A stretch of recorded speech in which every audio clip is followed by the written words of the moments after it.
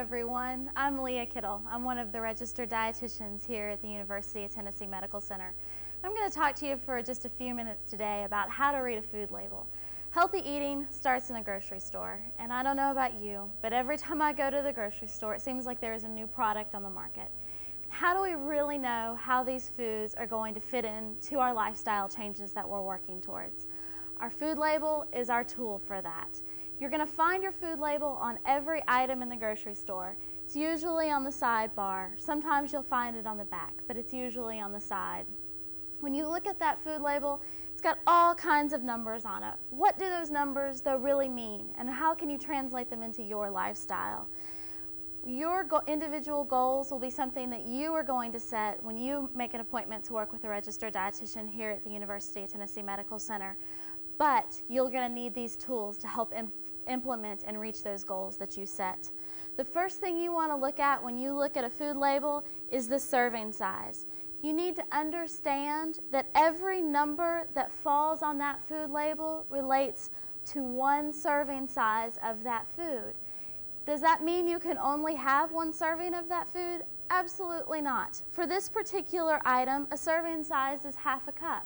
If this were cereal, it's pretty unlikely that you're going to have just half a cup of cereal. It's more likely that you're going to have 1 cup, perhaps 1.5 cups. That's okay. You just need to know that if you have a whole cup of cereal, you need to multiply every one of these numbers by 2 to understand how much you are really eating. The first thing that is listed underneath the serving size is the servings per container. Ask yourself, am I going to eat the entire container of this food? Because for a lot of snack items, you might do that. Once again, that's an okay thing. You just need to know how much you're eating. The next thing that is listed is the number of calories on there. That is a number that you would multiply by whatever your serving amount is. You'll also notice across from that it says calories from fat. Why does that matter? Why do you care? It's because the U.S. dietary guidelines encourage us not to get more than 30% of our calories from fat. This is an easy way for you to calculate how many calories from fat you are getting in each serving of your food. The next thing that's on here on this side is total fat. Now, your goal of total fat grams will once again be something that you have individually set with your registered dietitian, but this allows you to count them. Then broken down underneath that, it will be types of fat. On this label, it has saturated fat and trans fat. Some labels will also include a line for monounsaturated and polyunsaturated fats. What's the difference between them? The saturated fat and the trans fat are the 2 types of fat that we call unhealthy fats. They're the kinds of fats that are going to make your cholesterol go up, your bad cholesterol go up, and increase your risk of developing heart disease. Unsaturated fats, the monounsaturated and the polyunsaturated, are what we call our healthy fats. And getting your fat calories from those type of fats will actually decrease your risk of developing heart disease in the future. Now, what do these numbers, this 0% across from that, really mean?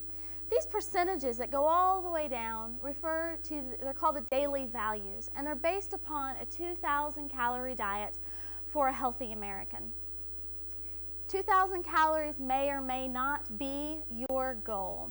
So you don't want to use these percentage numbers as hard, fast numbers. You want to use them more as guidelines to help you assess whether or not this is what you would call a healthy or an unhealthy food. If you find that there's a 30% there next to the total fat, that's a really high fat food. You might want to put that one back on the shelf.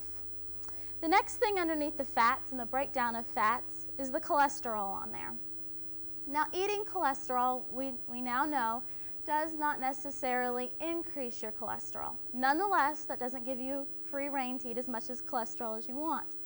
Recommendation is no more than 300 milligrams of cholesterol in a day. Your cholesterol is listed in milligrams on there. Once again, making it easy for you to calculate and tally through the day how much cholesterol you've eaten. The next thing on here is sodium. 220 milligrams on this particular label.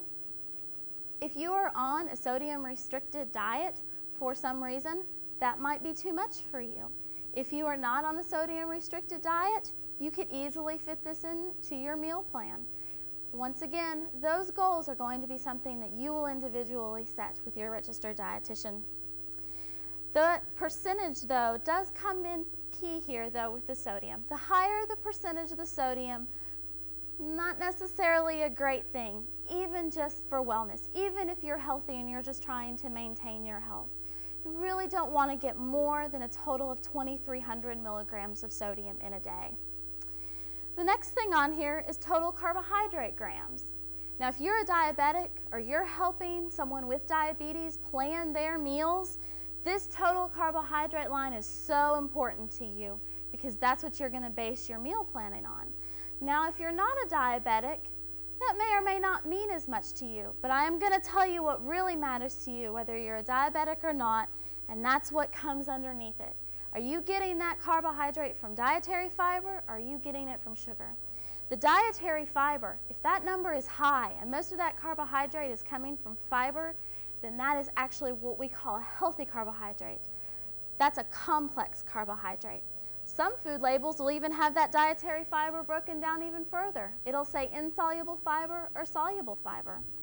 The insoluble fiber is the type of fiber that helps to regulate your intestinal tract. The soluble fiber is the type of fiber that helps to lower your cholesterol. Not all food labels will have that broken down, but if it does, it's an extra tool for you. The next thing on there is a number of sugar grams in it. Now, if you look at your food label and you realize that most of your total carbohydrate is coming from sugar, then that means most of the carbohydrate in that food is a simple carbohydrate. It's the type of carbohydrates we encourage people not to eat very many of because it's easy to eat a lot of those and get a lot of unhealthy calories.